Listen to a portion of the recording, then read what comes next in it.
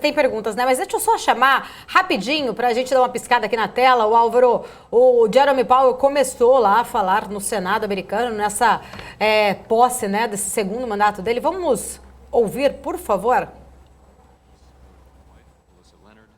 And our 3 children, Susie, Lucy, and Sam. Their love and support make possible everything I do. My 5 siblings are all watching, or will later claim to have watched. And we are thinking of each other and of our parents today with love and gratitude. 4 years ago, when I sat before this committee, few could have predicted the great challenges that would soon become ours to meet. On the eve of the pandemic, the U.S. economy was enjoying its 11th year of expansion, the longest on record. Unemployment was at 50-year lows, and the economic benefits were reaching those most on the margins. No obvious financial or economic imbalances threatened the ongoing expansion. But this attractive picture turned virtually overnight as the virus swept across the globe. The initial contraction was the fastest and deepest on record, but the pain could have been much worse. As the pandemic arrived, our immediate challenge was to stave off a full-scale depression, which would require swift and strong policy actions from across government. Congress provided by far the fastest and largest response to any post-war economic downturn. At the Fed, we used the full range of policy tools at our disposal. We moved quickly to restore vital flows of credit to households, communities, and businesses, and to stabilize the financial system. These collective policy actions, the development and availability of vaccines, and American resilience worked in concert, first to cushion the pandemic's economic blows, and then to spark a historically strong recovery. Today, the economy is expanding at its fastest pace in many years, and the labor market is again strong. As always, challenges remain. Both the individual shutdown and the subsequent reopening of the economy were without precedent. The economy has rapidly gained strength despite the ongoing pandemic, giving rise to persistent supply and demand imbalances and bottlenecks, and to elevated inflation. We know that high inflation exacts a toll, particularly for those less able to meet the higher costs of essentials like food, housing, and transportation. We are strongly committed to achieving our statutory goals of maximum employment and price stability. We will use our tools to support the economy and a strong labor market and to prevent higher inflation from becoming entrenched. We can begin to see that the post-pandemic economy is likely to be different in some respects, and the pursuit of our goals will need to take those differences into account. To that end, monetary policy must take a broad and forward-looking view, keeping pace with an ever-evolving economy. Over the past 4 years, my colleagues and I have continued the work of our predecessors to ensure a strong and resilient financial system. We increased capital and liquidity requirements for the largest banks, and currently capital and liquidity levels at our largest, most systemically important banks are at multi-decade highs.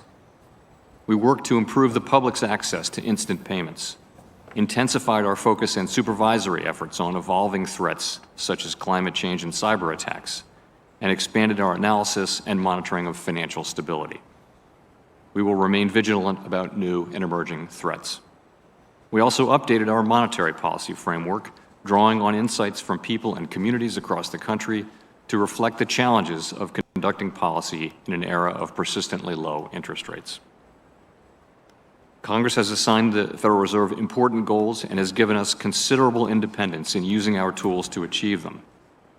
In our democratic system, that independence comes with responsibility of transparency and clear communication to keep the public informed and enable effective legislative oversight.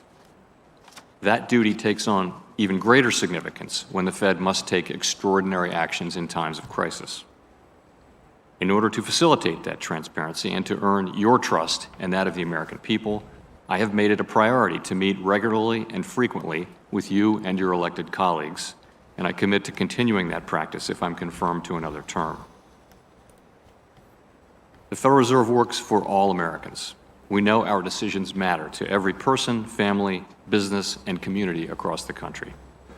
I am committed to making those decisions with objectivity, integrity, and impartiality, based on the best available evidence and in the long-standing tradition of monetary policy independence.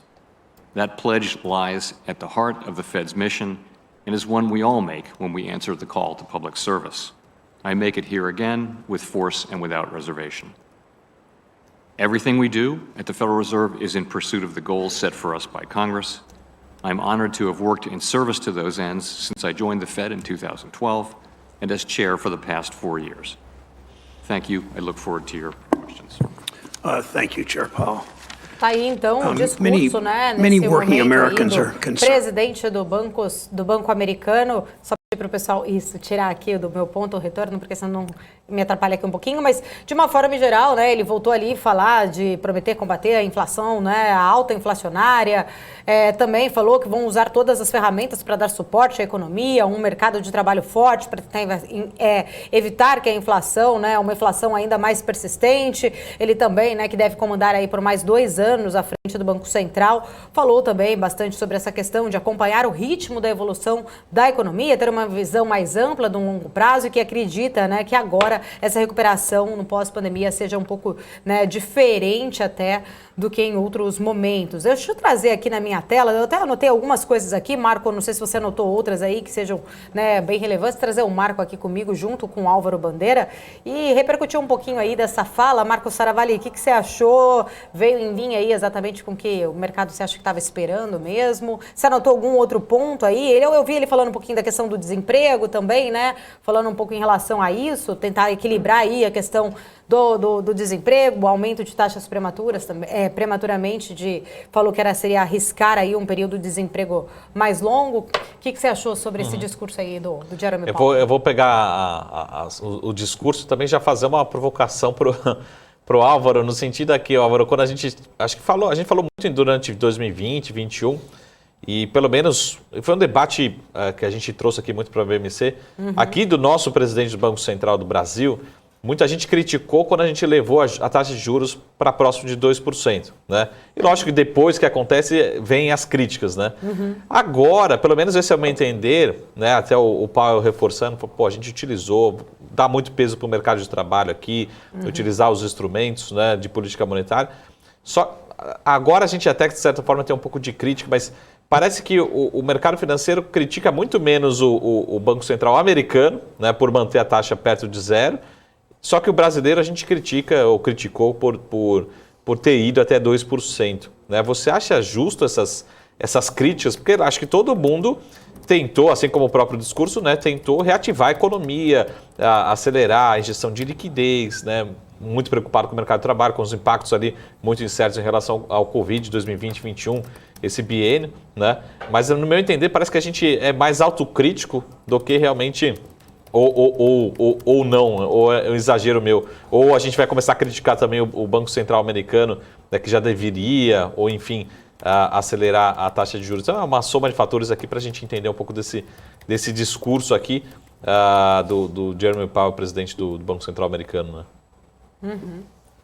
Bom, primeiro eu acho que a gente tem que destacar a cultura, né? O Brasil ainda tem cultura inflacionária muito presente, né?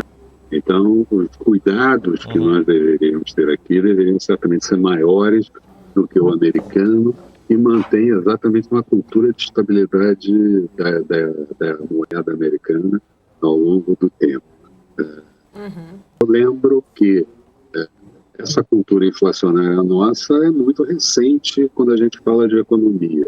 E nos Estados Unidos, a taxa de inflação andou muito tempo abaixo da meta do Banco Central, o que, teoricamente, dá maior fôlego para eles se posicionarem de uma forma mais lenta.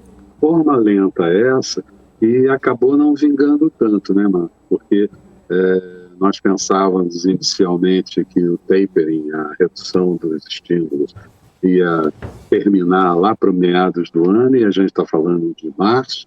A gente esperava apenas uma ou no máximo 2 altas da taxa de juros americana ao longo do ano de 2022, e hoje a gente já fala do aumento da taxa de juros começando logo em seguida a março, que é quando terminaria a redução dos estímulos, e falando com 3 ou 4 altas da taxa de juros americana. Então, eu acho que os Estados Unidos estão indo na direção correta. Como eu acho que o Banco Central aqui também está na direção correta de levar mais fortemente a taxa básica nossa para 11,75%, 12%. Mas eu diria que a economia americana é uma economia madura, é uma economia estável, e nós aqui não temos essa economia madura, nós mudamos regras a toda hora, temos a cultura inflacionária, temos uma cultura de gasto, principalmente em épocas de eleições. Então, eu diria que aqui, certamente, a gente vai precisar de muito mais cuidado para domar a inflação. E, lembrando aquilo que eu já falei, quer dizer, aqui o Banco Central tem que cuidar da inflação. Nos Estados Unidos, ele cuida da inflação e ele cuida também da economia e da taxa de emprego. Taxa essa que melhorou muito no payroll que saiu na última sexta-feira, indo para baixo de 4%, quando aqui a gente está falando em taxa de desemprego e a estatística é um pouco diferente, para pior a nossa, de 12% ou até acima disso.